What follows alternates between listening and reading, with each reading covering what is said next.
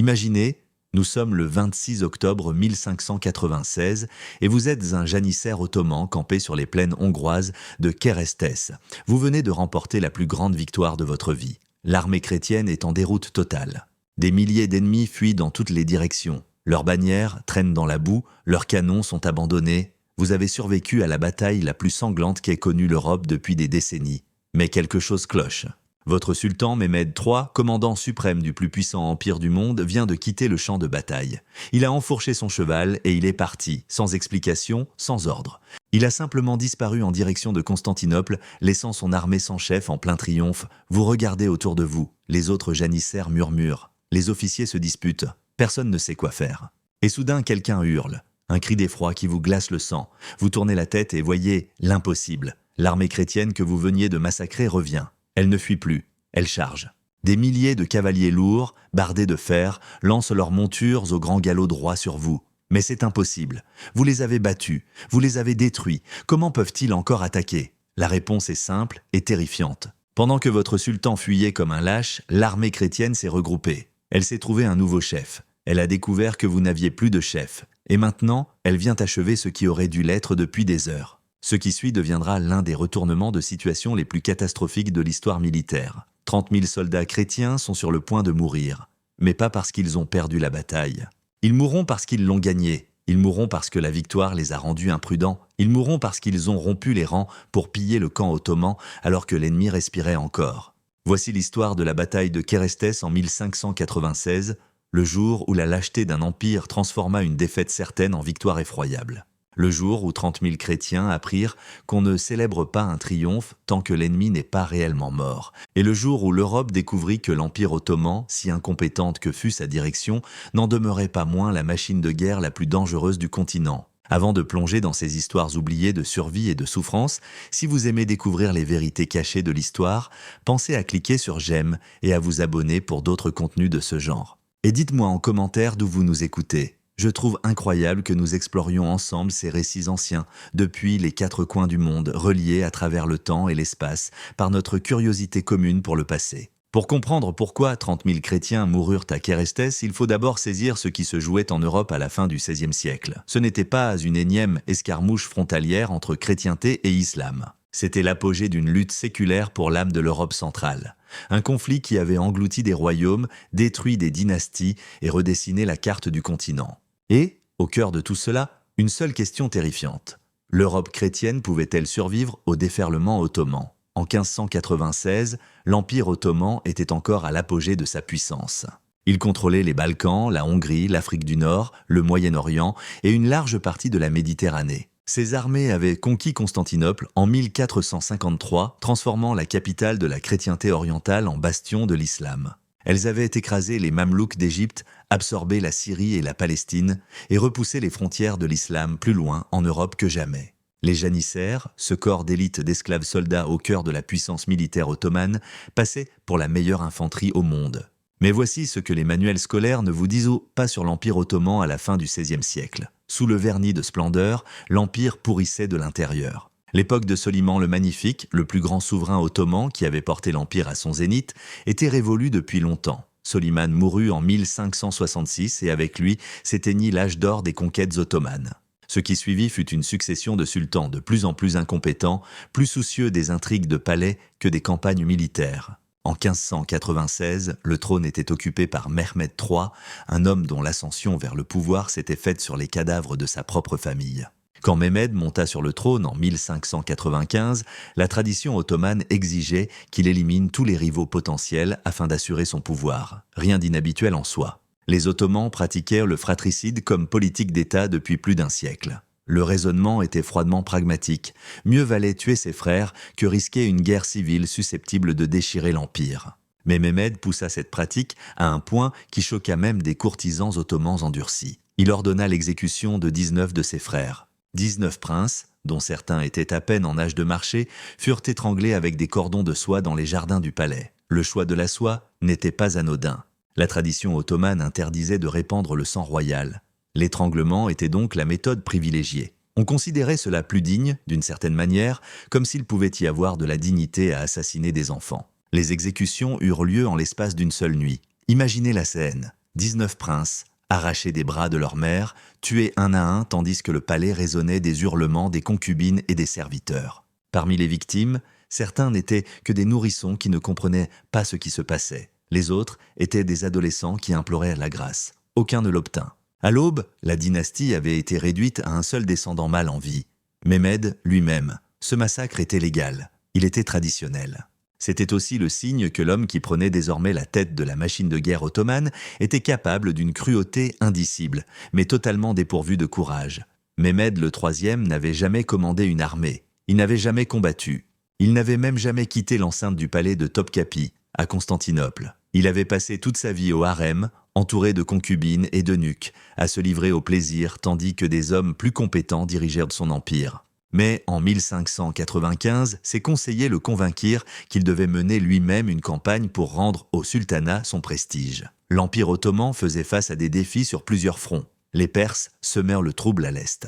Les pirates opéraient librement en Méditerranée. Et plus inquiétant encore, les chrétiens de Hongrie donnèrent des signes de résistance organisée. Les conseillers pensaient qu'une campagne victorieuse menée par le sultan en personne montrerait la force ottomane et intimiderait d'éventuels rebelles. La cible était la Hongrie. Et pour comprendre pourquoi la Hongrie devint le point focal des ambitions ottomanes, il faut saisir la situation stratégique en Europe centrale à la fin du XVIe siècle. La Hongrie de 1596 était un royaume moribond, découpé comme un poulet rôti. Elle avait été un puissant État chrétien, l'un des remparts contre l'expansion ottomane. En 1456, les forces hongroises, menées par János Hunyadi, avaient vaincu les Ottomans lors du siège de Belgrade, sauvant l'Europe d'une invasion. Pendant des décennies, la Hongrie avait été le bouclier de la chrétienté, ce royaume de frontières qui encaissait les assauts ottomans pour qu'ils n'atteignent ni l'Autriche ni l'Allemagne. Mais cette époque était révolue. En 1526, à la bataille de Mohács, les Ottomans avaient anéanti l'armée hongroise et tué le roi Louis II. Le royaume ne s'en releva jamais. Il se fragmenta en 3 parties. Les Ottomans contrôlaient les plaines centrales, les terres agricoles les plus riches. Les Habsbourg d'Autriche tenaient la bande occidentale, gouvernant par l'entremise de rois fantoches. Et la Transylvanie, à l'est, devint une principauté semi-indépendante qui jouait les deux camps l'un contre l'autre pour survivre. En 1596, la Hongrie royale, la portion contrôlée par les Habsbourg, n'était plus qu'un étroit ruban de territoire, large par endroits d'à peine 50 km. C'était une absurdité géographique, un royaume qui existait sur les cartes mais à peine dans la réalité. Les habitants y étaient ethniquement hongrois mais politiquement soumis à la tutelle autrichienne. Ils payaient leurs impôts à Vienne. Ils combattaient dans les armées des Habsbourg et ils en concevaient un profond ressentiment. La ville-forteresse d'Eger, au nord de la Hongrie, était devenue un symbole de la résistance chrétienne face à des forces écrasantes. En 1552, une garnison de seulement 2000 défenseurs, commandée par István Dobó, avait tenu Eger face à une armée ottomane de 40 000 hommes pendant 38 jours. Le siège devint légendaire. Des récits se répandirent dans toute l'Europe sur des femmes hongroises combattant aux côtés des hommes, versant de l'eau bouillante et de la poix sur les assaillants, défendant les remparts lorsque les soldats tombaient. Les Ottomans finirent par se retirer, humiliés. Eger devint un point de ralliement de la fierté hongroise. Cet épisode prouva que les armées ottomanes pouvaient être vaincues si les défenseurs avaient du courage et de la détermination. Pendant des décennies, Eger resta aux mains des chrétiens, une épine dans le flanc ottoman, une forteresse qui contrôlait les cols entre la Hongrie ottomane et le nord resté libre. En 1596, les Ottomans décidèrent d'achever ce qu'ils avaient entamé 44 ans plus tôt. Ils prendraient Eger, ils écraseraient ce symbole de résistance, et ils le feraient avec une force écrasante menée par le sultan en personne. Mehmed III rassembla la plus grande armée que l'Empire ait déployée depuis des décennies. Les sources contemporaines, dues aussi bien à des chroniqueurs ottomans que chrétiens, affirment qu'il emmena entre 100 000 et 200 000 soldats. Ces chiffres sont presque à coup sûr exagérés. Les chroniqueurs médiévaux et de la Renaissance avaient l'habitude de gonfler les effectifs pour faire paraître les batailles plus impressionnantes. Les historiens modernes, en analysant la logistique, les registres d'approvisionnement et l'espace matériel nécessaire pour camper de telles forces, estiment que le chiffre réel se situait plutôt autour de 80 000 combattants effectifs. Mais même 80 000, c'était énorme. Pour donner un ordre de grandeur, la population totale de Londres, en 1596, n'était que de 200 000 habitants. Mehmed marchait à la tête d'une armée qui représentait la moitié de la population de la plus grande ville d'Angleterre. La logistique nécessaire pour déplacer et nourrir une telle force donnait le vertige. La machine de guerre ottomane était un prodige d'organisation. Chaque timar ou district militaire devait fournir un certain nombre de soldats en fonction de la productivité des terres. Les sipaïs, cavalerie cuirassée qui formait l'épine dorsale des armées ottomanes, étaient en substance des chevaliers féodaux. Ils recevaient des terres en échange de leur service militaire. Quand le sultan appelait, ils venaient avec leurs suivants, leurs domestiques et leur équipement. Les janissaires, en revanche, étaient des professionnels soldés. Ils vivaient en caserne à Constantinople et dans d'autres grandes villes. Ils s'entraînaient en permanence. Ils étaient à payer en pièces d'argent tous les 3 mois. Ils touchèrent des primes pour les campagnes. Et leur loyauté allait farouchement au corps lui-même, sinon toujours au sultan. En 1596, l'Empire comptait environ 22 000 janissaires. Mehmed en amena la plupart en Hongrie. À l'appui de cette force combattante venait s'ajouter une armée de non-combattants.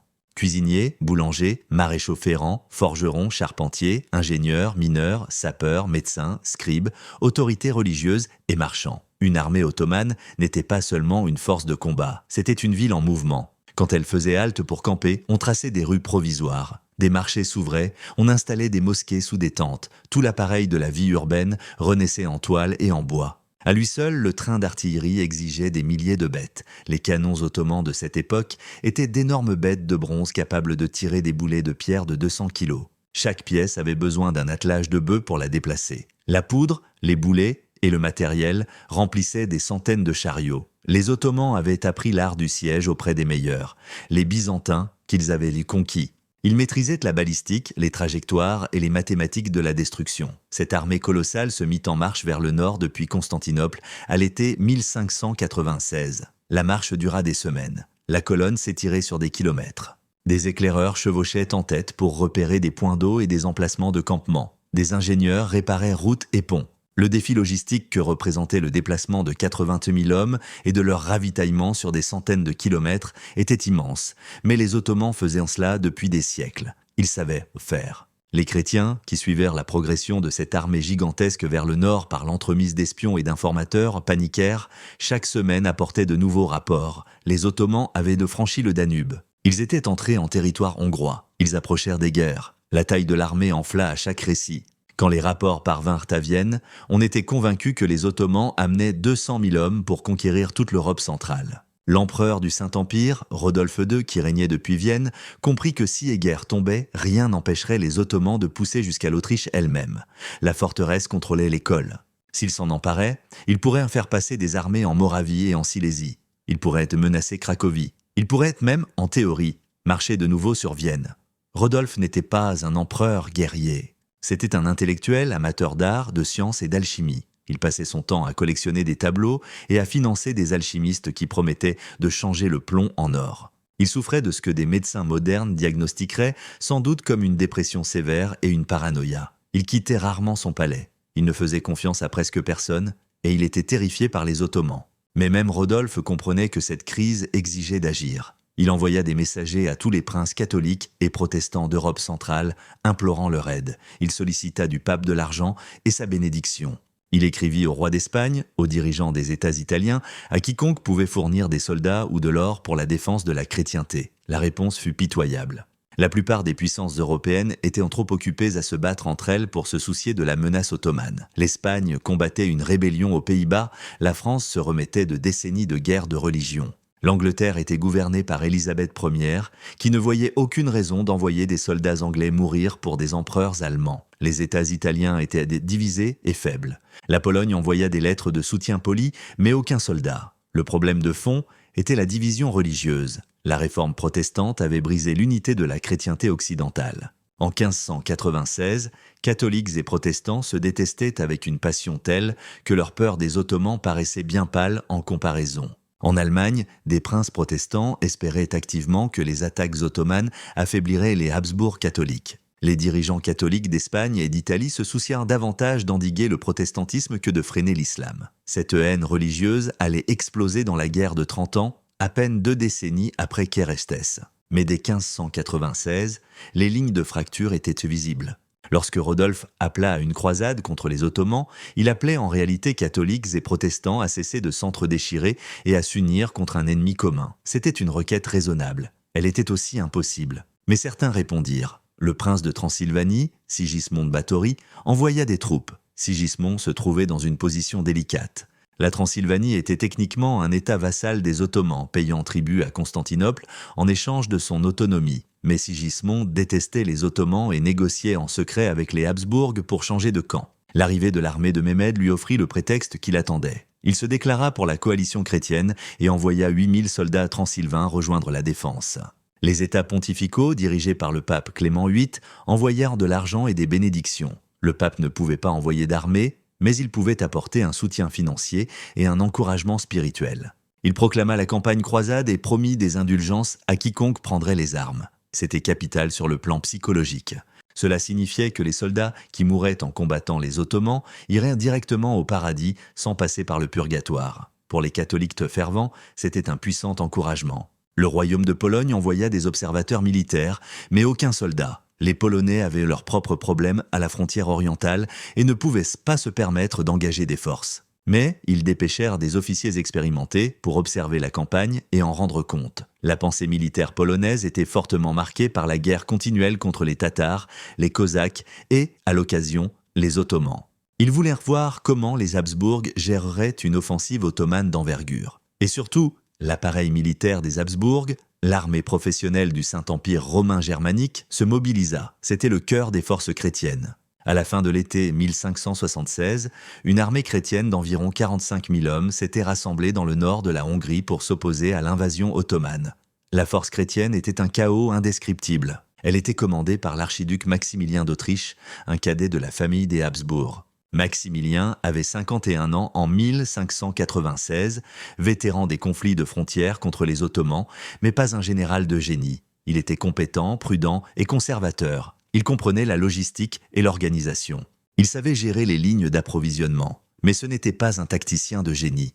On ne l'aurait jamais confondu avec Alexandre le Grand ou Jules César. Sous les ordres de Maximilien se trouvaient des nobles hongrois qui méprisaient les Autrichiens. Les Hongrois supportaient de mal d'être gouvernés par des étrangers. Ils détestaient payer des impôts à Vienne. Ils supportaient de mal d'être traités en citoyens de seconde zone dans leur propre royaume. Mais ils haïssaient davantage les Ottomans. Ils combattaient donc aux côtés des Habsbourg tout en guettant la première occasion de les trahir. S'y ajoutaient les mercenaires de Transylvanie qui ne se battaient que pour l'argent. Sigismond de Báthory leur avait promis terres et or en cas de victoire. En cas de défaite, ils changeraient simplement de camp à nouveau. En Transylvanie, la loyauté était une notion élastique. Les lansquenets allemands, mercenaires professionnels qui formaient l'épine dorsale de l'infanterie, parlaient à peine la même langue que leurs alliés hongrois et autrichiens. Les lansquenets étaient organisés en régiments selon leur région d'origine. Ils avaient leur propre chef, leur propre barème de solde et leurs propres idées sur la manière de conduire une bataille. Excellents soldats, mais exécrables en matière d'esprit d'équipe. À ce chaos s'ajoutaient des volontaires venus de toute l'Europe, des observateurs polonais qui ne pouvaient s'empêcher de se joindre à une belle bataille. De la cavalerie légère croate servant d'éclaireurs, des ingénieurs italiens rompus à la guerre de siège, une poignée de vétérans espagnols passés par les Pays-Bas, même quelques aventuriers français en quête de gloire. C'était une armée polyglotte parlant une douzaine de langues, relevant de traditions militaires différentes, unies seulement par l'idée qu'en cas de défaite, les Ottomans les tueraient tous. Une seule chose les rapprochait, le désespoir. Ils savaient qu'en cas de défaite, la Hongrie passerait entièrement sous contrôle ottoman. L'Europe centrale se retrouverait à découvert. Vienne elle-même pourrait être la prochaine. C'était une question de survie. Il leur fallait vaincre ou mourir en essayant. Tout l'automne 1596, les deux armées manœuvrèrent dans les plaines hongroises comme des joueurs d'échecs qui se tournent autour. Les Ottomans se dirigèrent vers Eger pour l'assiéger. Les chrétiens cherchèrent à se placer pour la secourir. Ni l'un ni l'autre ne voulait risquer une bataille rangée, car à cette époque, une bataille rangée revenait à jouer l'histoire au dé. Une mauvaise décision, une charge de cavalerie qui se brise, un orage imprévu qui transforme la poudre en bouillie, et c'était tout un royaume qui pouvait disparaître. À la mi-octobre, Eger était complètement investi. L'artillerie ottomane pilonnait les remparts jour et nuit. Des mineurs creusaient des galeries sous les fortifications, les bourrèrent de poudre et déclenchaient des explosions qui faisaient s'effondrer des pans entiers de murailles. Les défenseurs se battaient désespérément, mais chacun savait que ce n'était qu'une question de temps. Eger ne pouvait pas tenir éternellement. L'archiduc Maximilien était confronté à un terrible dilemme.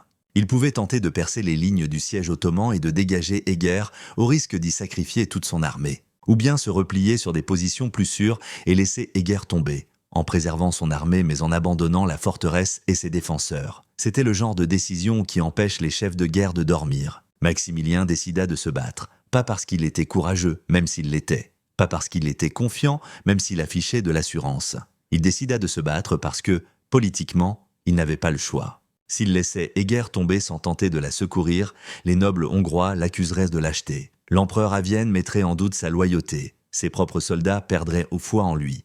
Parfois, en guerre, les conséquences politiques de l'inaction sont pires que les risques militaires de l'action. À la fin octobre, les deux camps étaient à court d'options. Le temps se refroidissait. Les pluies d'automne transformèrent les routes en rivières de boue. L'hiver arrivait et aucune des deux armées ne pouvait mener campagne dans la neige. Les Ottomans avaient besoin d'une victoire décisive pour justifier l'énorme coût de la campagne. Les chrétiens devaient lever le siège des guerres avant qu'elle ne tombe.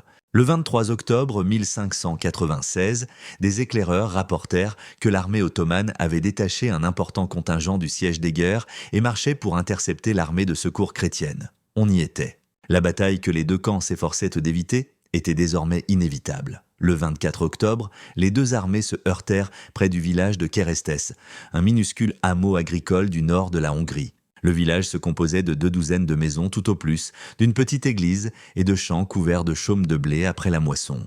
Le genre d'endroit qui n'aurait jamais figuré dans aucun livre d'histoire, sans ce qui allait s'y produire. L'armée ottomane occupait une position solide sur un terrain légèrement surélevé au nord-est du village. Elle avait eu le temps de choisir son champ de bataille et son choix fut judicieux. La légère éminence offrait à leur artillerie de meilleurs angles de tir. Le sol était ferme, propice aux manœuvres de cavalerie, et ils avaient le soleil dans le dos, qui éblouirait au matin les soldats chrétiens tournés vers eux. Les chrétiens avaient établi leur camp à quelques kilomètres de là, sur un terrain plus bas, près d'un ruisseau. La position n'était pas idéale, mais Maximilien n'avait pas le luxe de choisir. Il lui fallait forcer la bataille avant qu'Eger ne tombe. Le temps ne jouait pas en sa faveur. Cette nuit-là, le 25 octobre, dans les deux camps, des hommes se préparaient à mourir. Pour beaucoup, c'était la dernière nuit qu'ils passeraient en vie, et ils le savaient. Certains écrivaient des lettres à leur famille qu'ils ne reverraient jamais. D'autres priaient, suppliant les saints de les protéger du carnage à venir.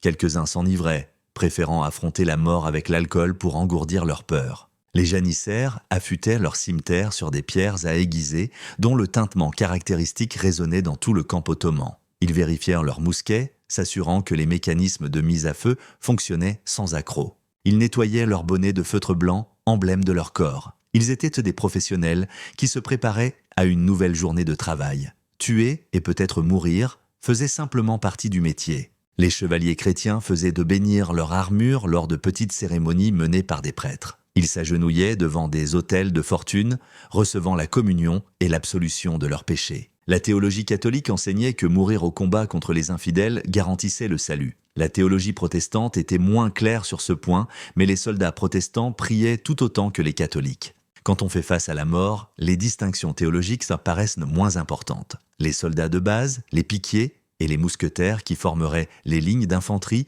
se préparaient de manière plus simple. Ils vérifièrent leur équipement. Ils affûtèrent leurs lames, ils s'assuraient que leur poudre était sèche, et ils s'efforcèrent de ne pas penser à leur chance, car elle n'était pas bonne. L'armée ottomane comptait peut-être 80 000 hommes, les chrétiens en avaient 45 000. Les Ottomans disposaient de plus d'artillerie, de plus de cavalerie et d'une expérience bien supérieure des grandes batailles. La dernière fois qu'une armée chrétienne avait vaincu une armée ottomane en rase campagne lors d'un grand engagement remontait à Vienne en 1529, 67 ans plus tôt. Depuis, les Ottomans avaient remporté presque toutes les batailles importantes. Les chrétiens n'avaient qu'un avantage, le désespoir. Ils se battaient pour leur foyer, leur famille, leur survie même. Les Ottomans se battaient pour la conquête et la gloire. Le désespoir est un puissant moteur, parfois il suffit à surmonter la supériorité numérique et l'expérience. Parfois, les commandants se penchaient sur des cartes à la lueur des bougies, cherchant un avantage, un atout, n'importe quoi qui pourrait leur donner la victoire. L'archiduc Maximilien étudiait le terrain à la recherche des points faibles de la position ottomane. Il n'en trouva aucun. Les Ottomans avaient bien choisi. Dans le camp ottoman, les plus hauts commandants se réunirent dans l'immense pavillon de Mehmed III.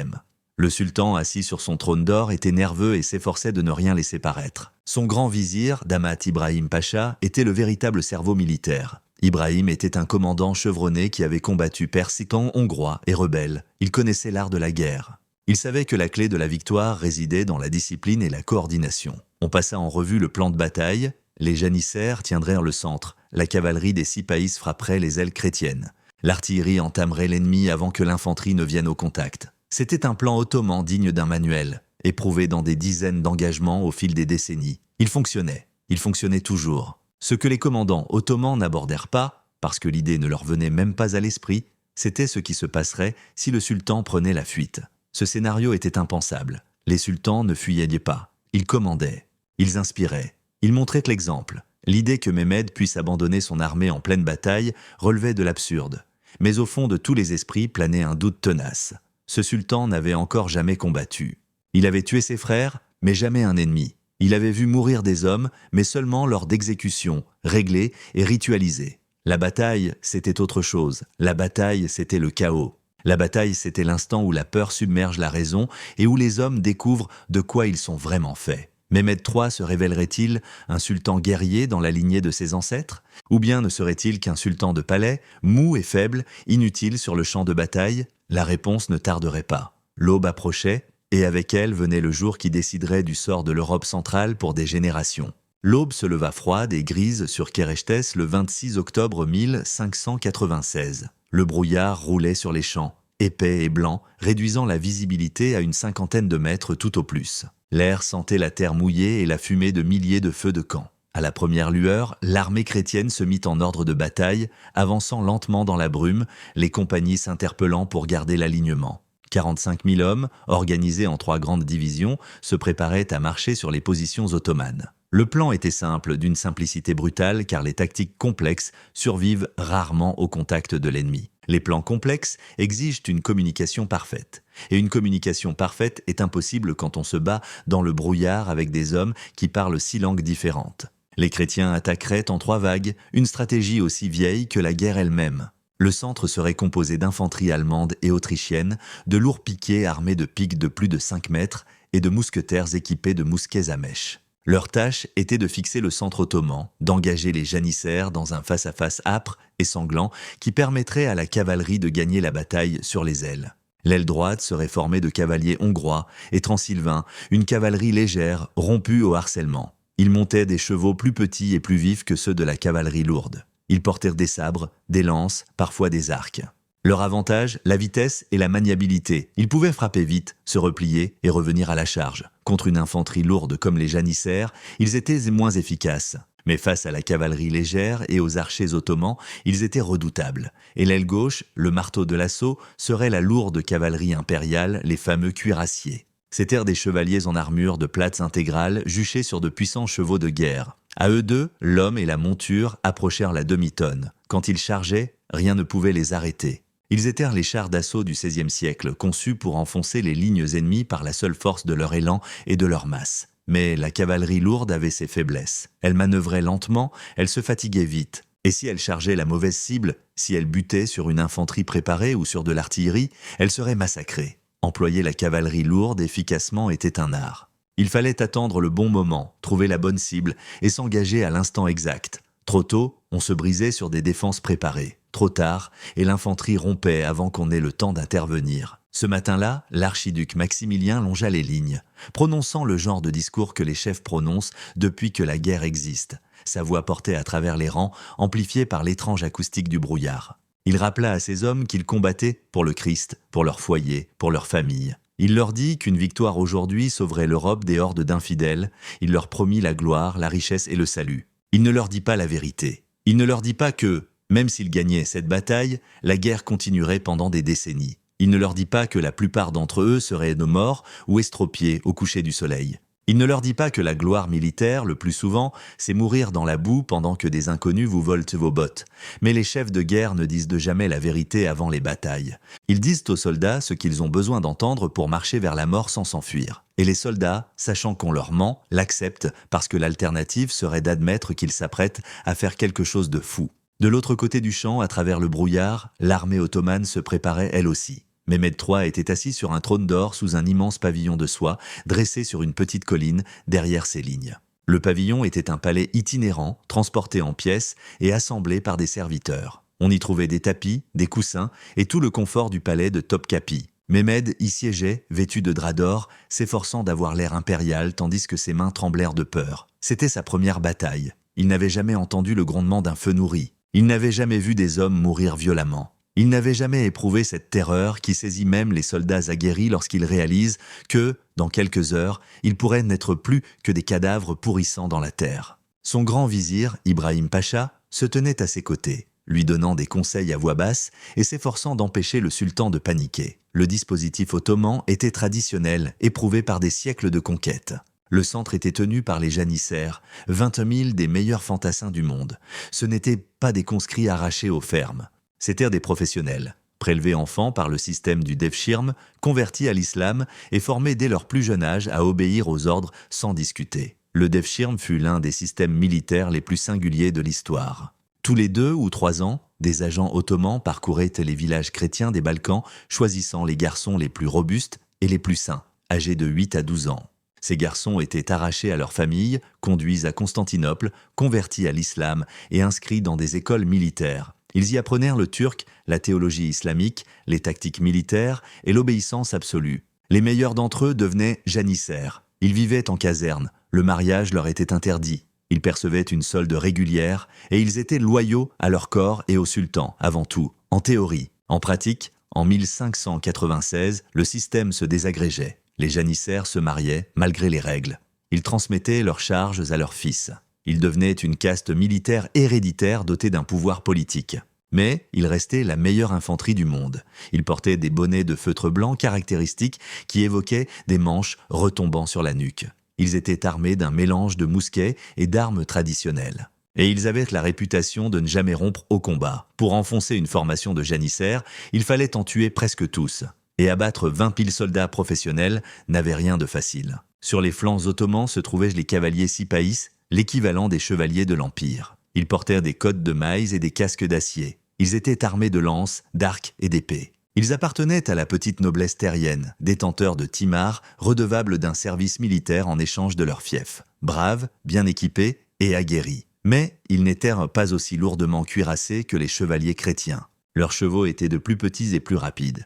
Dans un choc frontal avec des cuirassiers, ils aurèrent le dessous, mais en rase campagne, ils étaient supérieurs. Derrière les Sipaïs se trouvaient des cavaliers irréguliers, des Tatars de Crimée et d'Anatolie qui combattaient comme tirailleurs légers. Ils portèrent des arcs composites capables de lancer des flèches à plus de 300 mètres. C'étaient d'excellents cavaliers, capables de tirer avec précision au grand galop. Leur rôle était de harceler l'ennemi, de disloquer les formations, de créer un chaos que les unités plus lourdes pouvaient exploiter. Et derrière tout cela se tenait le sultan en personne, assis sur son trône, entouré de sa garde personnelle, forte de plusieurs milliers d'hommes d'élite. En théorie, c'était lui qui commandait la bataille.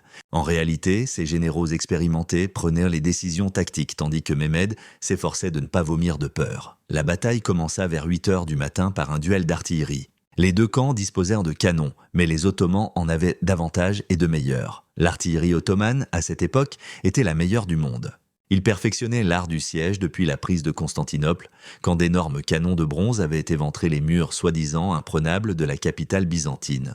Les pièces ottomanes étaient postées sur la légère éminence occupée par leur armée. Cela leur donnait un avantage en portée. Leurs artilleurs étaient des professionnels qui maîtrisaient de la balistique, l'effet du vent et les mathématiques de la trajectoire. Ils savaient calculer la bonne charge de poudre, l'élévation adéquate et le bon moment pour atteindre des cibles à plus d'1 kilomètre. Les canons chrétiens tirèrent les premiers. C'était une question d'honneur. Les assaillants tiraient toujours les premiers. Des dizaines de pièces tonnèrent, plus ou moins simultanément, expédiant des boulets de fer et de pierre décrivant des paraboles au-dessus du champ noyé de brume. Quelques-uns atteignirent les positions ottomanes. La plupart s'enfuirent sans faire de dégâts dans la terre. Un boulet traversa une tente du camp ottoman, tuant 3 serviteurs qui eurent le malheur de se trouver au mauvais endroit. Un autre bondit sur le sol comme un caillou qui ricoche à la surface de l'eau avant de s'immobiliser au pied d'un groupe de janissaires, qui éclatèrent de rire et le poussèrent du pied. La fumée de la poudre noire restait suspendue dans l'air froid, comme un brouillard sur du brouillard, réduisant encore la visibilité. Les équipes se mirent aussitôt à la laborieuse procédure de rechargement. Écouvillonner l'âme du canon pour enlever les débris incandescents, mesurer la charge de poudre, la tasser au refouloir, ajouter la bourre, ajouter le boulet, tasser encore, viser, amorcer la lumière et tirer. Pour une équipe bien entraînée, toute l'opération prenait plusieurs minutes, les pièces ottomanes répondirent. Et leurs tirs étaient d'une précision dévastatrice. Les artilleurs ottomans visaient les formations d'infanterie chrétienne massée, s'en prenant aux concentrations d'hommes les plus denses. Lorsqu'un boulet conçu pour abattre des murailles frappe une formation de soldats, les effets sont atroces.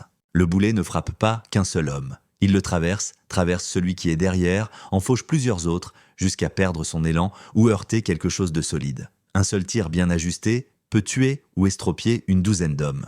Le boulet arrache des jambes, brise des colonnes vertébrales, déchire des torses, les victimes hurlent, se débattent, implorent qu'on les aide. Leurs camarades doivent enjamber les corps et continuer d'avancer. C'est là l'horreur psychologique de l'artillerie. Elle frappe au hasard. On a beau tout faire comme il faut, se tenir au bon endroit, obéir parfaitement aux ordres, on peut quand même mourir parce qu'un boulet vient percuter sa portion de la ligne. Au bout d'une heure de bombardement, au cours de laquelle des centaines d'hommes furent tués ou blessés des deux côtés, l'archiduc Maximilien donna l'ordre d'avancer. Les tambours se mirent à battre, un rythme régulier qu'on entendait même par-dessus le fracas des canons. L'armée chrétienne se mit en mouvement, une marche lente et implacable vers les lignes ottomanes. 45 000 hommes marchant vers la mort. Les piquets tenaient leurs piques de 18 pieds droite, formant une forêt de pointes d'acier qui ondulait en marchant. Les mousquetaires avançaient entre les carrés de piquets, armes chargées et prêtes, mais sans tirer encore. La cavalerie attendait derrière l'infanterie, les chevaux piaffant et soufflant, impatients de se mettre en mouvement. L'avance était d'une lenteur atroce. En armure de plate, on ne peut pas courir. On ne peut pas sprinter en portant une pique de 18 pieds. On marche, on garde la formation, on fait confiance aux hommes à ses côtés pour ne pas rompre. Et on essaye de ne pas penser aux mousquets ottomans qui attendent de devant. La brume commençait à se lever à mesure que le soleil montait. La visibilité s'améliora jusqu'à peut-être 200 mètres. Les chrétiens voyant désormais clairement les lignes ottomanes. Un mur de janissaires au bonnet blanc, parfaitement immobile, mousquets prêts. Derrière eux, les bannières colorées des unités de cavalerie sipaïs. Et, plus loin encore, le pavillon du sultan, une ridicule fantaisie dorée qui aurait eu sa place à une garden party, pas sur un champ de bataille. À 200 mètres, les janissaires levèrent leurs mousquets. Ils bougèrent d'un seul homme, des milliers d'hommes accomplissant le même geste au même instant. C'était une démonstration de discipline que les soldats chrétiens ne pouvaient de qu'envier. La plupart de l'infanterie chrétienne était composée de mercenaires qui s'entraînèrent de façon irrégulière. Les janissaires s'entraînèrent sans cesse. Cela se voyait. À 150 mètres, les officiers janissaires crièrent des ordres en turc. Les hommes effectuèrent les derniers réglages de leur visée. Ils ne visaient pas des cibles précises. Ils visaient la masse des formations chrétiennes, comptant sur le volume de feu pour compenser l'imprécision des mousquets à âme lisse. À 100 mètres, l'ordre de tirer fut donné. 3000 mousquets crachèrent une salve roulante qui sonnait comme si le ciel se déchirait. Le bruit faisait physiquement mal, une onde de pression qui giflait les tympans. La fumée était si épaisse que, pendant plusieurs secondes, personne n'y vit plus rien. Le champ de bataille disparut derrière un mur blanc de fumée de poudre à canon. Quand la fumée se fut assez dissipée pour y voir, les premiers rangs de l'infanterie chrétienne n'étaient plus là, pas en retraite, pas blessés, disparus. Des centaines d'hommes gisaient des morts ou mourants, fauchés par des balles de plomb filant à des vitesses supersoniques. Les formations béant de trous comme une bouche édentée, mais les survivants continuaient d'avancer. Voilà l'horreur et la gloire de la guerre d'infanterie à cette époque. On regardait ses amis mourir, on enjambait leur corps et on poursuivait l'avance parce que s'arrêter, c'était mourir quand même. La seule issue était devant, à travers l'ennemi, vers la victoire ou la mort. Les mousquetaires chrétiens ripostèrent. Leurs salves étaient irrégulières, désordonnées, loin du tir net et simultané des janissaires. Mais, à cette distance, la précision importait peu. On pointait à peu près vers l'ennemi et on pressait la détente. La fumée de la salve chrétienne s'ajouta au brouillard de poudre qui flottait désormais au-dessus de tout le champ de bataille. D'autres hommes tombèrent des deux côtés. Un janissaire prit une balle en travers de la gorge et s'effondra, se noyant dans son propre sang. Le crâne d'un piquier chrétien explosa lorsqu'une balle de mousquet l'atteignit juste au-dessus de l'œil. Les hommes hurlaient, juraient, priaient et continuèrent de se battre parce qu'il n'y avait rien d'autre à faire. À 50 mètres, l'infanterie chrétienne se mit à courir. Avec tous leurs bardas, ils ne pouvaient pas courir longtemps, mais 50 mètres, si. Ils chargèrent sur les derniers mètres, hurlant des cris de guerre en allemand, en hongrois, en italien et dans une douzaine d'autres langues. Les piques s'abaissèrent, le front accéléra, et les lignes se percutèrent dans un fracas qu'on entendit d'un bout à l'autre du champ de bataille. Imaginez la scène. Des milliers d'hommes se percutant sur à peine 1 kilomètre de large. Des piques jaillissant en avant, tentant d'embrocher l'ennemi avant qu'il n'entre à portée de ses longues armes. des janissaires qui, de leur cimeterre, taillaient dans les hampes de bois des pics pour briser les armes et ouvrir des brèches. Des mousquetaires des deux camps lâchèrent leurs mousquets et tiraient aux l'épée, faute de temps pour recharger. Le vacarme était assourdissant. Des hommes hurlaient des cris de guerre, hurlaient de douleur, hurlaient à l'aide. Des officiers hurlaient des ordres que personne n'entendait dans ce vacarme. Des blessés implorèrent de l'eau, leur mère, Dieu. Des tambours battaient pour tenter de signaler des ordres. Des trompettes retentissaient. Et, sous tout cela, le bruit continu du métal contre le métal, du métal contre le bois, du métal contre la chair et les os. L'odeur était pire que le bruit. La fumée de poudre, âcre et suffocante. L'odeur métallique du sang, des océans de sang qui imbibèrent la terre, la puanteur des entrailles ouvertes, car lorsqu'on éventre un homme, ses intestins se vident. L'odeur de la sueur de milliers d'hommes terrifiés. Et l'odeur de la merde, car quand les hommes meurent violemment, leurs entrailles se vident souvent. Ce n'était pas le combat propre et honorable des légendes et des chansons, c'était une boucherie. Les hommes se poignardaient au visage, à la gorge, au ventre, ils s'écrasaient à coups de crosses de mousquet, se brisaient les os à coups de marteau et de hache. Ils se débattèrent dans la boue, mordant, crevant des yeux, faisant tout ce qu'il fallait pour survivre une minute de plus. Pendant 2 heures, le centre du champ de bataille fut un enfer de bousculades et de corps broyés où l'on s'entretuait à bout de bras. Aucun camp ne gagnait de terrain, aucun ne cédait. Les janissaires, grâce à leur discipline supérieure, tenaient mieux leur formation. Mais l'infanterie chrétienne, qui se battait pour sa vie et pour ses foyers, les égalait en férocité. C'était une impasse écrite en lettres de sang.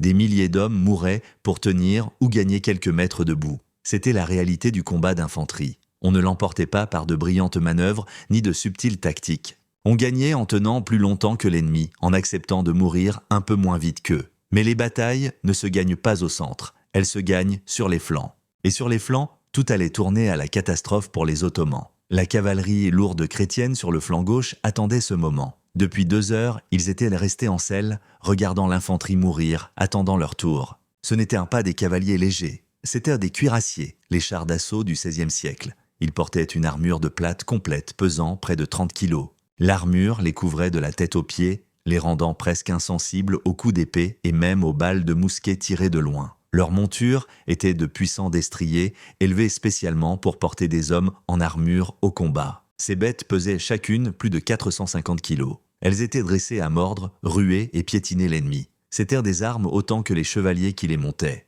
Chaque chevalier portait une lance d'environ 4 mètres, en frêne, à pointe d'acier. Les lances étaient faites pour servir une seule fois. On chargeait, on percutait la cible, la lance éclatait sous le choc, puis on tirait l'épée. Les lances étaient à usage unique. Les hommes qui s'en servaient, non. Le commandant de cette aile était un général autrichien, Adolf von Schwarzenberg, vétéran de 30 années de guerre de frontières contre les Ottomans.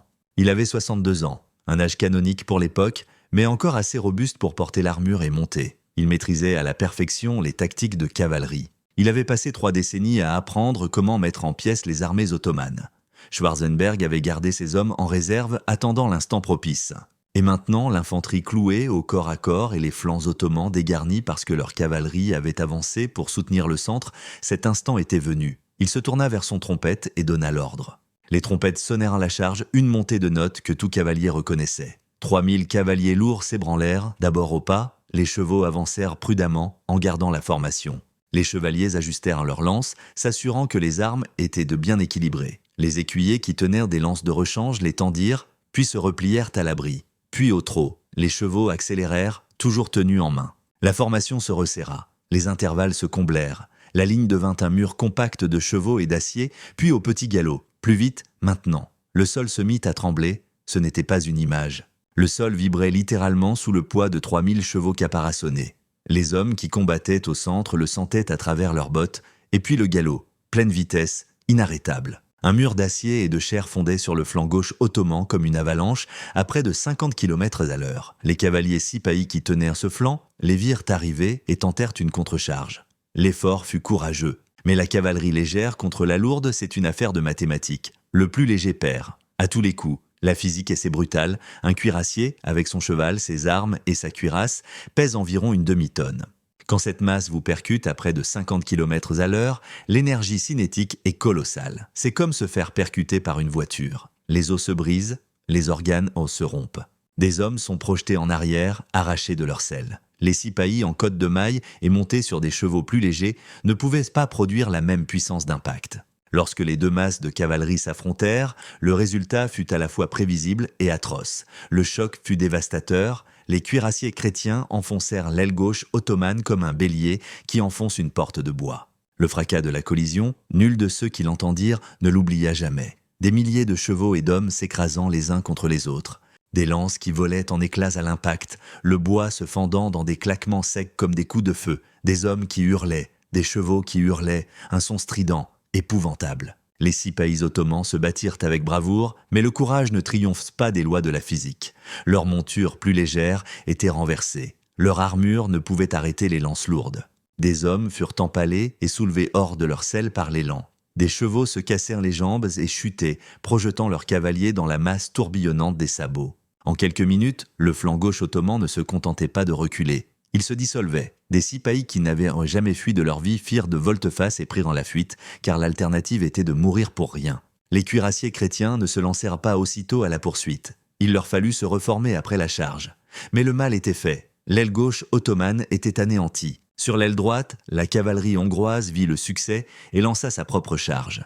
Plus légère que les cuirassiers, plus rapide et plus agile, mais moins protégée, elle déborda le flanc droit ottoman, où le terrain, plus accidenté, convenait moins à la cavalerie lourde. Les cavaliers hongrois excellèrent dans ce type de combat. Ils fondaient, sabraient, tiraient au pistolet à bout portant, puis décrochaient avant que l'ennemi ait pu réagir. L'aile droite ottomane, harcelée par une cavalerie hongroise mobile et distraite par le désastre à gauche, commença à fléchir. Les commandants ottomans tentèrent de faire pivoter leur formation pour faire face aux nouvelles menaces. Mais une formation militaire, c'est comme un pétrolier, ça ne tourne pas vite. Et pendant qu'ils tentèrent de se réorienter, la cavalerie chrétienne les taillait en pièces. L'armée ottomane, attaquée sur les deux flancs et fixée au centre, commença à se disloquer. Les janissaires du centre tenaient encore, combattaient toujours, mais ils voyaient leurs flancs s'effondrer. Ils voyaient la cavalerie sipahi s'enfuir, ils entendirent les cris de guerre chrétiens se rapprocher. Les officiers hurlèrent des ordres, tentant de dresser de nouvelles lignes de défense. Les janissaires essayaient de faire pivoter leur formation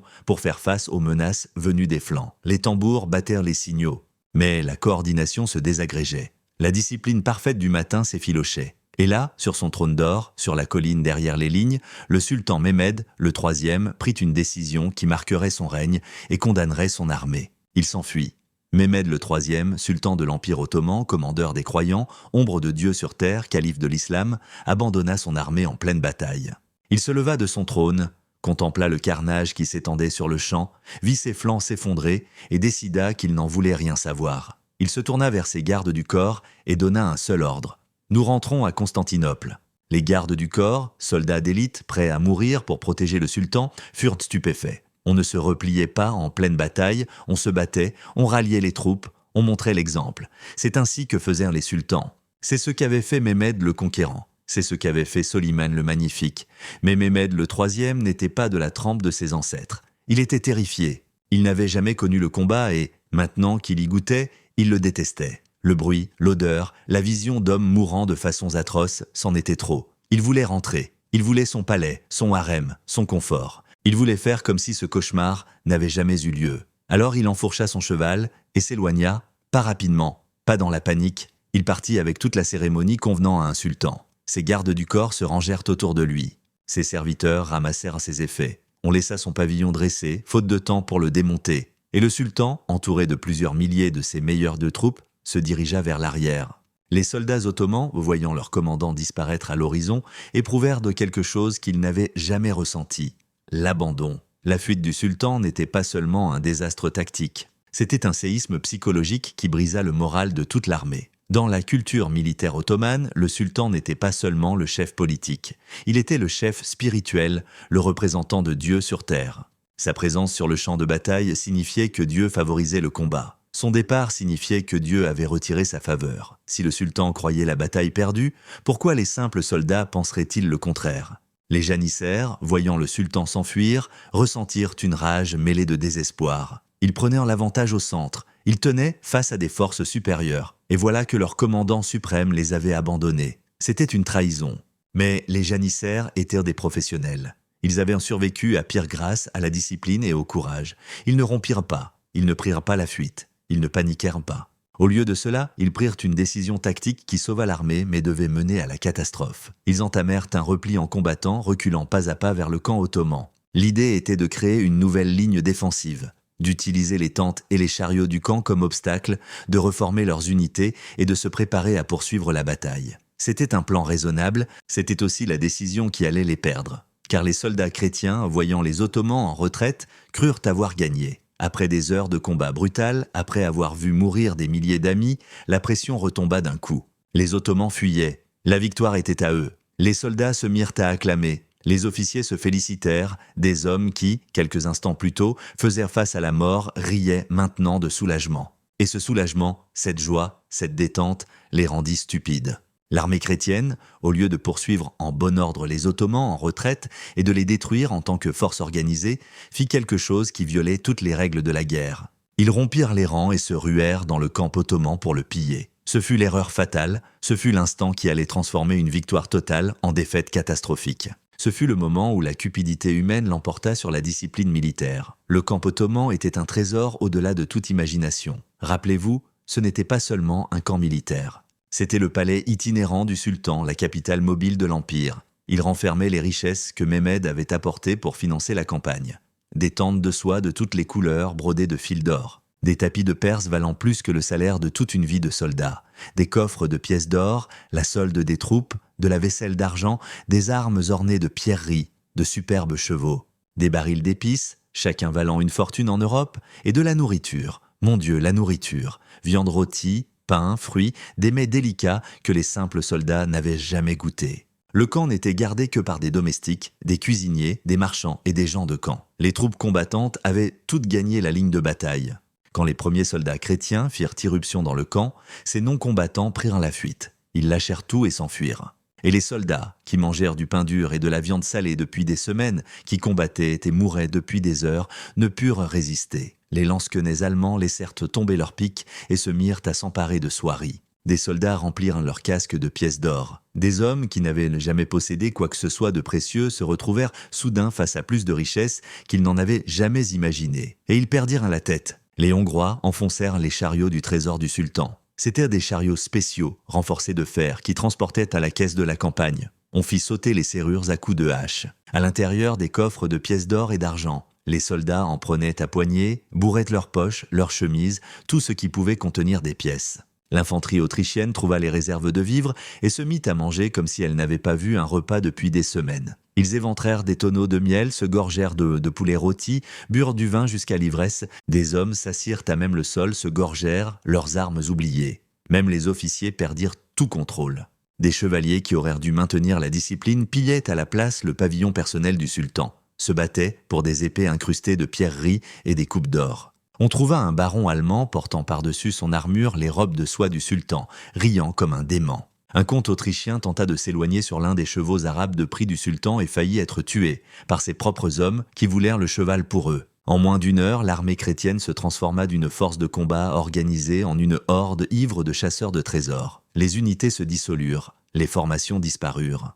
La chaîne de commandement s'effondra alors même que les officiers supérieurs eux-mêmes se joignirent au pillage. C'était le chaos, c'était la cupidité à l'état pur, et c'était suicidaire, parce que personne ne surveillait les janissaires. Les janissaires s'étaient repliés à l'extrémité du camp ottoman, au-delà du gros des tentes. Ils avaient reformé leurs rangs en bon ordre, ils avaient rechargé leurs mousquets, ils avaient réorganisé leurs unités. Et maintenant, ils regardaient que l'armée chrétienne se déchirait sous l'emprise de la cupidité. Le commandant en chef des janissaires était un certain Sigalazad Youssouf Sinan Pacha.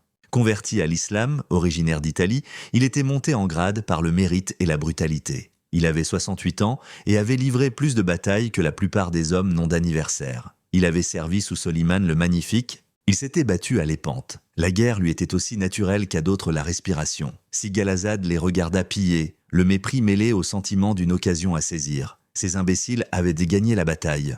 Ils avaient débrisé les flancs ottomans. Ils avaient forcé le sultan lui-même à fuir. Ils avaient tout fait comme il fallait. Et maintenant, ils jetaient tout par-dessus bord pour de l'or et de la soie. Il se tourna vers ses officiers et parla à voix basse. « Ils ont oublié que nous existons. Ils pensent que la bataille est finie. Nous allons leur apprendre qu'une bataille n'est pas terminée tant qu'un camp n'a pas été anéanti. » Il donna l'ordre de se préparer à une contre-attaque. Les janissaires, épuisés par des heures de combat mais toujours disciplinés, se mirent en ordre de bataille, 20 000 hommes rangés par régiment, mousquets chargés, cimeterres aiguisés, visages fermés. La cavalerie sipahi ottomane, qui avait été dispersée plus tôt, vit les janissaires se reformer et accourut les rejoindre. Peut-être 5 000 cavaliers ralliés après leur fuite, ils avaient honte de leur déroute et brûlèrent de se racheter. La cavalerie légère tatare, qui opérait en périphérie de la bataille, arriva elle aussi. Encore 3 000 cavaliers, ce qui, une heure plus tôt, n'était qu'une armée vaincue, était devenu une force réorganisée de près de 30 000 hommes. Ils étaient en effet fatigués, ils étaient ensanglantés, mais ils étaient en ordre, et ils étaient furieux. Sigalazad regarda de l'autre côté du camp les soldats chrétiens qui titubaient, ivres, ployant sous le butin, éparpillés par 2 ou 3, sans la moindre formation. Ce n'était pas une bataille qui s'annonçait, c'était un massacre. Il leva son épée et donna un seul ordre, Allahu Akbar, à l'attaque. 20 000 janissaires, ceux-là même qui, une heure plus tôt, battaient en retraite, firent volte-face et se ruèrent de nouveau dans leur propre camp. Mais en face, ce n'était plus une armée, c'était une foule. Et les foules ne se battent pas, elles paniquent. Les soldats chrétiens, penchés sur des coffres d'or, occupés à manger des vivres volés ou ivres du vin pillé, levèrent la tête et virent déferler vers eux une vague de janissaires aux bonnets blancs, cimeterres levés et mousquets tirants. Le choc fut total, paralysant. Les hommes se figèrent, incapables de comprendre ce qu'ils voyaient. Comment l'ennemi vaincu pouvait-il attaquer? La première salve de mousquets des janissaires faucha des centaines de chrétiens, trop sidérés pour bouger. Des hommes qui avaient survécu à la bataille du matin furent abattus, des sacs de pièces à la main. Des soldats moururent et la bouche pleine. Les cadavres les plus riches de l'histoire jonchaient le camp ottoman. Ceux des chrétiens qui gardèrent leur sang-froid tentèrent de riposter, mais ils étaient dispersés, désorganisés et souvent ivres. Un mercenaire allemand qui tentait de se défendre avec une épée pillée n'avait aucune chance face à un janissaire aguerri au cimeterre, qui combattait depuis l'enfance. Un chevalier alourdi par des sacs d'or ne pouvait courir assez vite pour s'échapper. Les janissaires parcoururent le camp comme des faucheurs dans le blé, ils tuaient méthodiquement, efficacement, sans pitié. Ce n'était pas la mêlée acharnée du matin, c'était une boucherie. Les chrétiens ne purent pas établir de position défensive. Ils ne purent pas dresser de murs de boucliers. Ils n'étaient plus que des individus chassés par des unités organisées. Le massacre commença pour de bon. Des hommes tentèrent de fuir mais tombèrent sur d'autres janissaires arrivant de toutes parts. Le camp était un dédale de tentes et de chariots. Ce qui avait paru offrir un abri se changea en piège. Les chrétiens s'engouffraient dans des venelles entre les tentes et se retrouvaient dans des impasses. Ils se cachaient dans des chariots, en étaient tirés dehors et tués. Ils tentèrent de se rendre et étaient tout de même fauchés, car les janissaires ne faisaient pas de prisonniers. La cavalerie ottomane des Sipahis, qui avait fui plus tôt, revint sur le champ de bataille et vit les chrétiens en débandade totale. Elle déborda les flancs du camp, abattant quiconque tentait de s'échapper. La légère cavalerie hongroise, si efficace dans la première phase de la bataille, fut surprise à pied en train de piller. Ils tentèrent de regagner leurs chevaux. La plupart n'y parvinrent pas. La cavalerie ottomane les renversa et les piétina. 30 minutes après le début de la contre-attaque des janissaires, la situation tactique s'était complètement inversée. Les chrétiens, qui avaient remporté la bataille une heure plus tôt à peine, se faisaient à présent anéantir. Leur formation était à briser, leurs chefs étaient de mort, capturés ou en fuite. Et ceux qui acclamèrent la victoire hurlaient désormais de terreur. L'archiduc Maximilien, qui assistait au désastre depuis une position hors du camp, où il tentait d'organiser la poursuite des Ottomans en déroute, comprit aussitôt ce qui s'était passé. Son armée avait succombé à la cupidité. Ils avaient brisé la discipline pour du butin. Et ils en payèrent le prix. Il tenta désespérément de rallier ses troupes. Il traversa le chaos à cheval, la voix rauque, à force de hurler des ordres, s'efforçant d'établir un périmètre défensif. Il saisit des soldats par le bras, leur criant de se mettre en ligne, de former des rangs, de riposter. Certaines unités répondirent. Les lansquenets allemands, mercenaires professionnels rompus à ce genre de désastre, parvinrent à former des carrés défensifs et à tenir leur position. De petits groupes de cavaliers autrichiens réussirent à se frayer un passage hors de l'encerclement. Ils abandonnèrent leur butin, ne pensèrent plus qu'à survivre et se taillèrent un chemin vers la sécurité. C'étaient des vétérans qui savaient que l'or ne vaut rien quand on est mort. Mais pour la majeure partie de l'armée chrétienne, il était trop tard. Ils étaient pris au piège dans le camp ottoman entouré d'ennemis, alourdis par un butin qu'ils refusèrent de lâcher jusque dans la mort. La cupidité qui les avait poussés à renier la discipline les alourdissait désormais au sens propre, en faisant des cibles faciles. La tuerie se prolongea des heures durant. En milieu d'après-midi, le camp ottoman était jonché de cadavres chrétiens. Des hommes gisaient, morts, serrant des sacs de pièces contre eux, des officiers en armure somptueuse furent tués pour les épées serties de pierreries qu'ils venèrent de dérober. Des soldats qui avaient survécu au combat brutal du matin furent abattus lors du massacre de l'après-midi, ivres de vin pillé. Les estimations des morts chrétiens varient énormément selon les sources. Les chroniques ottomanes, soucieuses de souligner l'ampleur de la victoire, avancent 40 000 chrétiens tués. Les sources chrétiennes, qui cherchent à minimiser le désastre, admettent 15 000 morts. Les historiens modernes, en analysant les relevés de pertes et les effectifs avant et après la bataille, estiment qu'entre 20 et 30 000 chrétiens furent tués à Kérestes.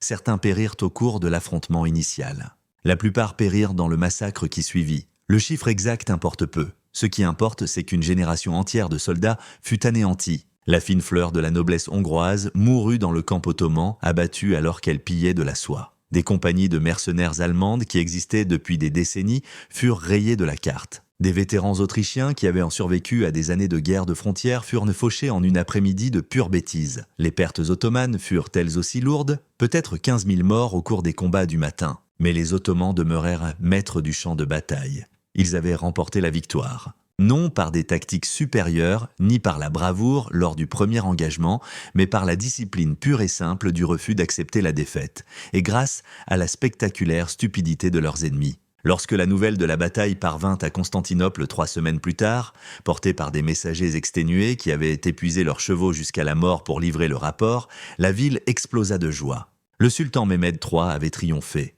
Peu importait qu'il ait fui le champ de bataille comme un lâche, peu importait que les janissaires aient remporté la victoire malgré lui, et non grâce à lui. La victoire effaçait tous les péchés. Mehmed ordonna 3 jours de fête. Les canons tonnèrent, les mosquées furent illuminées aux flambeaux. Des musiciens jouèrent dans les rues. Le sultan lui-même parut en public, vêtu de drap d'or, acceptant les félicitations de ses sujets. Il commanda à des artistes de peindre des scènes de la bataille, le montrant à la tête de charges héroïques qui n'avaient jamais eu lieu. Il fit ériger des monuments célébrant sa grande victoire. Il se donna pour le sultan guerrier qu'il n'avait jamais été. Les janissaires, qui avaient réellement gagné la bataille, reçurent gratification et honneur. Ils avaient sauvé l'Empire malgré leur sultan. Ils avaient prouvé une fois de plus qu'ils formaient l'infanterie la plus disciplinée et la plus professionnelle du monde. Et ils avaient adressé un message à l'Europe. L'Empire ottoman restait dangereux, toujours capable d'écraser n'importe quelle armée assez folle pour le sous-estimer. Mais sous les célébrations, quelque chose avait changé en profondeur dans le rapport entre le sultan et son armée. Les janissaires savaient que leur sultan était un lâche. Ils savaient qu'ils avaient gagné malgré lui. Cette connaissance, ce mépris du sultanat, allait couver pendant des décennies. Cela allait nourrir des revendications politiques accrues. Cela allait conduire les janissaires à faire et défaire les sultans. Et cela finirait par contribuer au lent déclin de l'Empire. Les janissaires avaient appris qu'ils étaient la véritable puissance de l'Empire. Les sultans n'étaient que des figures de proue qu'on supportait quand ils étaient utiles et qu'on écartait lorsqu'ils ne l'étaient de plus. Cette prise de conscience empoisonna la politique ottomane pour les 2 siècles suivants. Pour les royaumes chrétiens d'Europe centrale, Kérestes fut un désastre total qui anéantit leur capacité militaire et leur morale pour une génération. Les nobles hongrois, morts dans le camp ottoman, étaient irremplaçables. C'étaient des hommes qui possédaient des domaines, imposèrent le respect, organisèrent les défenses locales. Leur mort créa des vides de pouvoir qu'il fallut des décennies pour combler. Certaines familles hongroises perdirent à Kérestes tous leurs hommes adultes. Des lignées entières disparurent. Les compagnies de mercenaires allemandes, anéanties, constituaient le noyau professionnel de la puissance militaire des Habsbourg. C'étaient des hommes qui s'étaient entraînés ensemble pendant des années, qui connaissaient les manières de combattre des uns et des autres, capables d'agir en unité soudée. Les remplacer par des recrues nouvelles prendrait des années et ne permettrait jamais de retrouver pleinement le même niveau d'efficacité. Des vétérans autrichiens qui avaient survécu à des décennies de guerre de frontières furent fauchés en un seul après-midi. Leur savoir, leur expérience, leur science du champ de bataille disparurent avec eux. L'armée des Habsbourg dut rebâtir à partir de zéro, en formant de nouveaux officiers dépourvus de la mémoire institutionnelle de la manière de combattre efficacement les Ottomans. Les conséquences stratégiques furent immédiates et graves. Eger, la forteresse que les chrétiens tentèrent de secourir, tomba aux mains des Ottomans le 28 octobre, 2 jours à peine après Kérestes.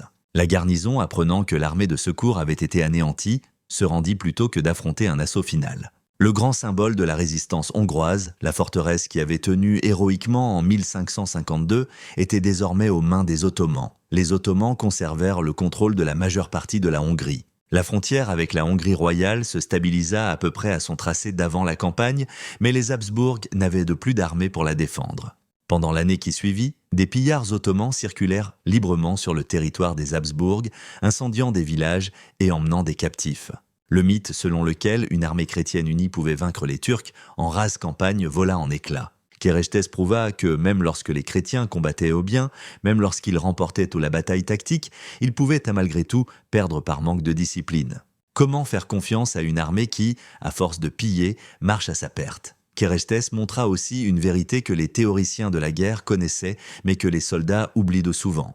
La discipline vaut plus que le courage. Une armée qui maintient sa formation, obéit aux ordres et ne rompt pas les rangs pour piller battra à coup sûr une force supérieure en nombre. Les janissaires remportèrent de la victoire à Kérestes non parce qu'ils étaient plus braves que les chrétiens. Ils l'emportèrent parce qu'ils restèrent organisés alors que leurs ennemis ne l'étaient pas. La bataille mit à nu la faiblesse fondamentale des coalitions multinationales. L'armée chrétienne à Kérestes était composée d'Allemands, d'Autrichiens, de Hongrois, de Transylvains et de volontaires venus de toute l'Europe. Ils parlèrent des langues différentes. Ils obéissaient à des commandants différents. Ils poursuivaient des objectifs différents. Quand la bataille sombra dans le chaos, il n'y eut aucune chaîne de commandement unifiée pour rétablir l'ordre. Chaque contingent national veilla d'abord à ses propres intérêts. L'unité s'évapora. Les Ottomans, malgré leur sultan Kouar, possédaient une culture militaire unifiée. Les janissaires s'entraînaient tous de la même manière. Ils employaient les mêmes tactiques. Ils obéissaient à la même chaîne de commandement. Quand leur formation se rompait, ils savaient se reformer. Quand leur assaut échouait, ils savaient se replier et contre-attaquer.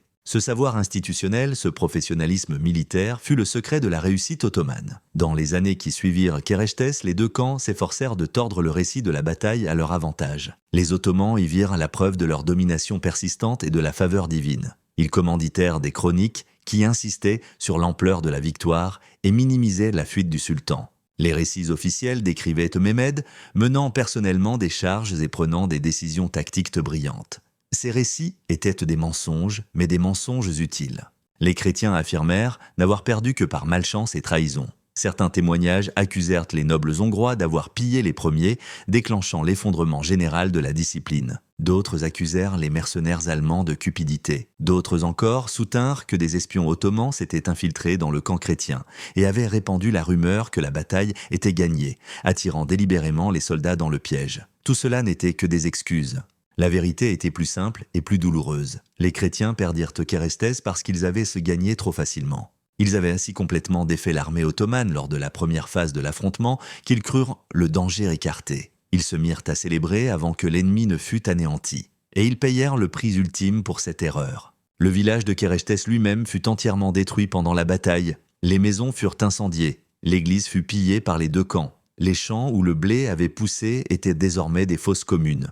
Les survivants qui revinrent finalement trouvèrent leur foyer disparu et la terre imbibée de sang. Beaucoup ne revinrent jamais. Le village resta abandonné pendant des années. Lorsqu'il fut enfin reconstruit, il était plus petit et plus pauvre qu'auparavant. Le nom de Kérestes, qui signifie « croix » en hongrois, devint synonyme de désastre. Pendant des générations, les mères hongroises disaient à leurs enfants « Ne soyez pas avides comme les soldats de Kérestes ». Cela devint un conte populaire, une mise en garde contre les dangers de l'avidité. Pour les soldats qui survécurent à Kérestes, la bataille devint un cauchemar dont ils ne purent jamais se défaire. Des vétérans se réveillaient en hurlant des décennies plus tard, revivant le moment où les janissaires revinrent. Ils revoyaient les visages de camarades morts, les doigts crispés sur des sacs d'or volés. Ils se rappelaient la honte d'avoir laissé échapper une victoire quasi acquise. Certains tentèrent d'y trouver un sens par l'écriture. Des traités militaires publiés au début du XVIIe siècle mettaient à la discipline et l'organisation au-dessus de tout. Les manuels d'instruction insistaient sur l'importance de maintenir le dispositif même dans la victoire. On enseignait aux officiers de ne jamais autoriser leurs hommes à piller avant que l'ennemi ne soit entièrement anéanti, avant que chaque soldat ennemi n'ait été déclaré mort ou fait prisonnier, avant qu'il n'existe absolument plus aucune possibilité de contre-attaque. Mais la guerre, c'est le chaos. Et le chaos engendre des erreurs. Et à Kérestes, ces erreurs coûtèrent 30 000 vies. L'héritage de Kérestes s'étendit bien au-delà des conséquences militaires immédiates. La bataille devint un récit d'avertissement enseigné dans les académies militaires pendant des siècles. Elle figurait dans des traités de discipline rédigés par des théoriciens prussiens, français, autrichiens et même ottomans. Elle était citée par des commandants qui cherchaient à maintenir leurs hommes concentrés sur la mission plutôt que sur un butin potentiel. Napoléon Bonaparte, 200 ans plus tard, aurait évoqué Kérestes en formant ses maréchaux. Il martelait qu'une armée doit rester organisée même dans la victoire, que le pillage est absolument interdit tant que l'ennemi n'a pas été totalement anéanti. Que Napoléon ait réellement étudié Quérestès en particulier n'apparaît pas clairement dans les sources historiques, mais les principes que la bataille avait enseignés étaient ancrés dans la doctrine militaire française. L'Empire ottoman n'oublia pas Quérestès non plus. Les janissaires s'en servaient comme preuve de leur supériorité et de leur caractère indispensable. Ils brandissèrent la bataille chaque fois que des sultans tentèrent de réformer l'armée ou de réduire leurs privilèges. « Souvenez-vous de Quérestès, disait-il. Nous avons sauvé l'Empire quand le sultan a pris la fuite. Nous avons remporté la bataille grâce à la discipline quand tous les autres avaient abandonné. L'Empire a plus besoin de nous que nous n'avons besoin de lui. » Cette fierté institutionnelle, ce sentiment d'être la seule force fiable de l'État, devint à la longue toxique. Les janissaires se firent faiseurs de rois, renversant les sultans qui leur déplaisaient et installant des marionnettes prêtes à leur accorder des privilèges. Leur discipline sur le champ de bataille se traduisit, hors de celui-ci, par un pouvoir politique. Et ce pouvoir contribua à la corruption et à la stagnation qui affaiblirent l'Empire ottoman dans les siècles suivants. Au XVIIIe siècle, les janissaires étaient devenus davantage un problème qu'un atout. Ils résistaient aux réformes militaires, ils s'opposaient à l'introduction de nouvelles armes et de nouvelles tactiques. Ils utilisaient leur pouvoir politique pour extorquer des pots de vin et des sinécures. Ils s'étaient emmués d'une force de combat d'élite en une classe parasitaire qui épuisait les ressources de l'Empire. En 1826, le sultan Mahmoud II finit par détruire le corps des janissaires lors d'un événement connu sous le nom de « incident heureux ». Il les attira dans leur caserne à Constantinople et fit bombarder les bâtiments par l'artillerie jusqu'à ce qu'il n'en reste que des décombres. Des milliers de janissaires furent tués. Le reste fut exilé ou contraint à la vie civile. Le corps qui avait triomphé à Quérestès, qui avait été l'épine dorsale de la puissance militaire ottomane pendant 4 siècles, fut anéanti en une seule journée. Mais cela, c'était pour plus tard. En 1596, à Quérestès, les janissaires étaient encore à leur apogée. Ils demeuraient de la meilleure infanterie du monde. Et ils venaient de le prouver en transformant la défaite en victoire par la seule force de leur discipline et par l'incompétence spectaculaire de leurs ennemis. Pour la Hongrie, Quérestès fut un chapitre de plus dans une longue histoire tragique d'un pays pris en étau entre des empires. Le royaume combattait les Ottomans depuis plus d'un siècle. Il avait remporté certaines batailles et en avait perdu d'autres. Mais Quérestès, une bataille qui aurait dû marquer un tournant et chasser les Ottomans de Hongrie, se transforma au contraire en une nouvelle défaite humiliante. Les nobles hongrois qui périrent dans le camp ottoman étaient des chefs irremplaçables. Leur connaissance de la politique locale, leur richesse, leur capacité à lever et équiper des troupes disparurent en un seul après-midi de cupidité et de chaos. Certaines des familles les plus puissantes de Hongrie perdirent à Quérestès leurs hommes en âge de combattre. Le vide de pouvoir ainsi créé affaiblit la résistance hongroise pendant des décennies. L'impact psychologique sur le peuple hongrois fut profond et durable. Ils avaient vu leur prétendu protecteur, le Saint-Empire romain et ses alliés, remporter nettement une bataille, puis la gâcher par stupidité et cupidité. La confiance entre les Hongrois et leur suzerain Habsbourg autrichien, déjà fragile, se dégrada encore. Pourquoi les Hongrois feraient-ils confiance à des étrangers pour les défendre, quand ces derniers n'étaient même pas capables de maintenir la discipline dans la victoire? Cette méfiance allait hanter la région pendant des siècles. Elle contribua aux rébellions hongroises contre la domination des Habsbourg au XVIIe et XVIIIe siècle. Elle laissa un héritage de ressentiment qui perdura jusqu'au XXe siècle. Les blessures de Quérestès, physiques autant que psychologiques, mirent des générations à cicatriser. Les forces transylvaines qui avaient combattu à Quérestès tirèrent d'autres leçons du désastre. Le prince Sigismond de Báthory, qui avait envoyé des troupes soutenir la coalition chrétienne, fut horrifié par la défaite. Il en conclut que les armées à l'européenne, malgré leur équipement sophistiqué et leur supposé professionnalisme, étaient fondamentalement indisciplinées et peu fiables. La Transylvanie commença à élaborer sa propre doctrine militaire fondée sur des unités plus petites et plus cohésives, privilégiant la mobilité et la souplesse plutôt que la masse. La philosophie militaire transylvaine devint la suivante. Ne jamais compter sur les alliés pour maintenir la discipline, toujours prévoir une voie de retraite et ne jamais tenir la victoire pour acquise tant que l'ennemi n'est pas entièrement détruit. Ces principes servirent bien la Transylvanie dans les décennies à venir. Le Principat survécut un siècle de plus en les dressant l'un contre l'autre, en ayant recours à la force militaire que lorsque cela était absolument nécessaire et en ne célébrant jamais, au grand jamais, la victoire prématurément. Dans une perspective européenne plus large, Quérestès était le symptôme d'un problème plus vaste auquel la chrétienté était confrontée. Le continent se fragmentait selon des lignes religieuses. Catholiques et protestants se préparaient au conflit dévastateur qui culminerait dans la guerre de 30 ans, un conflit qui ferait 8 millions de morts et ravagerait l'Europe centrale. Cette fragmentation religieuse signifiait qu'il devenait de plus en plus difficile de mener une action unifiée contre des menaces extérieures comme les Ottomans. La bataille de Kérestes illustra parfaitement cette fragmentation. L'armée chrétienne était une coalition de catholiques et de protestants qui se toléraient à peine. Ils combattirent ensemble par nécessité, non par conviction ni par identité partagée. Quand la discipline se désagrégea à Kérestes, aucune culture commune ni loyauté partagée ne permit de la rétablir. Les protestants allemands ne se sentaient pas tenus de soutenir les catholiques autrichiens.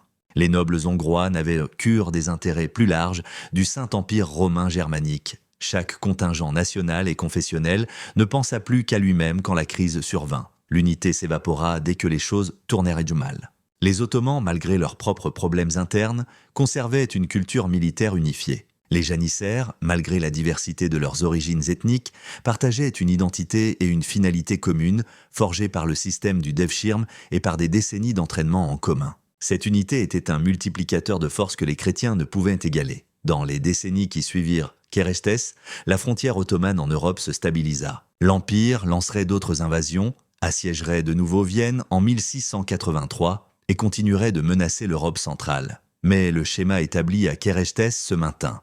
Les Ottomans pouvaient remporter des batailles grâce à la discipline et à une culture militaire professionnelle. Les chrétiens pouvaient l'emporter grâce à une technologie supérieure et parfois à la supériorité numérique. Mais aucune des deux parties ne parvenait à obtenir la victoire décisive qui mettrait un terme définitif au conflit. Cette impasse dura jusqu'à la fin du XVIIe siècle, lorsque le rapport de force commença enfin à basculer nettement. Les Ottomans entamèrent un long et lent déclin miné par la corruption interne, les difficultés économiques et la stagnation militaire. Les armées européennes se dotèrent d'armées permanentes professionnelles, en partie calquées sur le modèle des janissaires. La technologie militaire s'améliora avec de meilleures armes à feu et une artillerie plus performante. Et, progressivement, le vent tourna contre les Ottomans. Mais en 1596, à Kérestes, cet avenir était inimaginable. L'Empire ottoman paraissait encore invincible. Le sultan Mehmed III, malgré sa lâcheté, était célébré en héros conquérant. Et la leçon de la bataille paraissait claire à tous. La discipline vient à bout du chaos, l'organisation triomphe de la cupidité, et une armée qui préserve sa cohésion jusque dans la défaite peut renverser le cours d'un combat. Les 30 000 chrétiens morts à Kérestes payèrent le prix ultime pour avoir oublié ces principes. Ils gagnèrent la bataille au matin grâce à leur courage et à des tactiques supérieures. Ils la perdirent l'après-midi par cupidité et par manque de discipline. Ils moururent en apprenant une leçon que les soldats n'ont cessé d'oublier et de réapprendre tout au long de l'histoire humaine. Si vous visitez aujourd'hui le site de Kérestes, vous y trouverez un petit mémorial érigé au XXe siècle. C'est un simple monument de pierre qui énumère les noms de certains des morts, même si 30 000 noms ne tiendraient sur aucun monument. L'inscription est en hongrois et en latin. Elle dit quelque chose de simple mais de profond. Ils ont gagné la bataille mais perdu la guerre. Ils ont vaincu l'ennemi mais ne sont pas parvenus à se vaincre eux-mêmes. Souvenez-vous d'eux et apprenez de leur erreur. C'est un hommage digne de l'un des retournements les plus catastrophiques de l'histoire. Car Kérestes fut une bataille qui n'aurait jamais dû être perdue. Les chrétiens avaient remporté une victoire sans appel. Ils avaient brisé l'armée ottomane. Ils avaient forcé le sultan lui-même à fuir le champ de bataille, pris de panique. Il ne leur restait qu'à maintenir la discipline une heure de plus, poursuivre l'ennemi en déroute et achever la destruction des forces ottomanes. La victoire était à portée de main, mais ils n'y parvinrent pas. Ils ne surent pas résister à l'attrait de l'or, de la soie et des trésors. Ils abandonnèrent leur formation. Ils n'écoutèrent plus leurs officiers. Ils se muèrent en pillards et ils en moururent. 30 000 hommes tués non par l'habileté de l'ennemi, mais par leur propre manque de maîtrise d'eux-mêmes. La bataille de Kérestes, en 1596, demeure l'un des grands avertissements de l'histoire quant à l'importance de la discipline. Une armée chrétienne de 45 000 hommes, après avoir remporté une victoire tactique sur des forces supérieures en nombre, fut anéantie par son incapacité à maintenir le contrôle et la cohésion de ses forces. Une armée ottomane, abandonnée par son sultan lâche, se ressaisit grâce à la discipline de ses soldats professionnels et transforma la défaite en triomphe. Et 30 000 soldats chrétiens apprirent, dans les ultimes instants terrifiants de leur vie, que la guerre ne pardonne pas les erreurs, que la victoire doit être assurée avant d'être célébrée, que la discipline, aussi ennuyeuse et contraignante qu'elle paraisse, est littéralement ce qui fait la différence entre la vie et la mort, entre le triomphe et l'anéantissement. Voilà l'héritage de Kérestes, pas les noms des commandants, ni les détails tactiques des charges de cavalerie et des salves de mousquets, Mais la leçon fondamentale qui résonne depuis 4 siècles dans les écoles militaires et sur les terrains d'entraînement, une bataille n'est pas terminée tant que l'ennemi n'est pas détruit. La victoire appartient à ceux qui savent de maintenir la discipline quand tous les autres perdent le contrôle. Et l'or ne vaut rien si vous êtes mort. Merci de m'avoir accompagné dans cette plongée au cœur de l'un des retournements les plus dévastateurs de l'histoire. Si cette plongée approfondie dans la bataille de Kérestes et ses soldats qui ont transformé une victoire en défaite vous a plu, cliquez sur le bouton « J'aime ». Ça aide vraiment la chaîne face à l'algorithme. Assurez-vous d'être abonné et d'activer la cloche pour ne pas manquer notre prochain documentaire. Et j'attends vos retours dans les commentaires. Si vous aviez été un soldat chrétien à Kérestes, auriez-vous eu la discipline de résister à la tentation de piller le camp ottoman ? Pensez-vous que les commandants auraient pu empêcher le désastre ? La bataille était-elle vraiment perdue dès que le sultan Mehmed a pris la fuite ? Ou les chrétiens ont-ils sabordé leur propre victoire ? On en parle ci-dessous. D'ici la prochaine fois, souvenez-vous, l'histoire ne se résume pas à ce qui s'est passé. Elle tient à ceux qui ont survécu pour en faire le récit. Et parfois, ceux qui n'ont pas survécu racontent les histoires les plus puissantes de toutes. Les 30 000 morts de Kérestes hurlent à travers les siècles un seul message. La discipline compte plus que le courage, l'organisation plus que le nombre, et célébrer la victoire avant que l'ennemi ne soit mort est la façon la plus rapide d'aller les rejoindre dans la tombe.